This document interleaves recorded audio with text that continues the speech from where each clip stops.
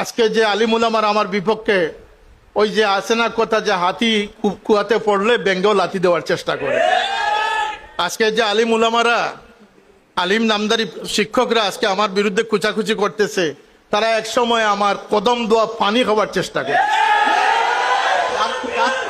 তার কারণ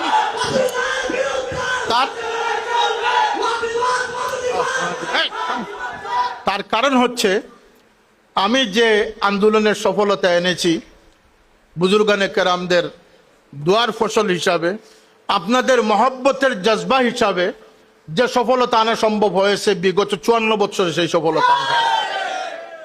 যারা মাদ্রাসায় চাকরি করতেছেন আপনাদের বেতন একটু হিসাব করে দেখবেন আগে কত ছিল, কি বৈষম্যতার শিকার হয়ে 50 বছর অতিক্রম করেছেন।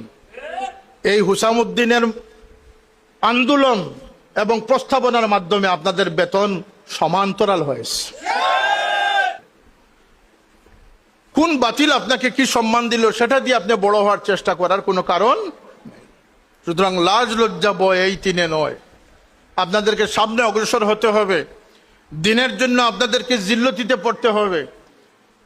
আমরা তো কোন চাই, আমাদের আগে লক্ষ্য প্রাণ এই দিনকে বাঁচানোর জন্য কুরবানি দিয়েছে।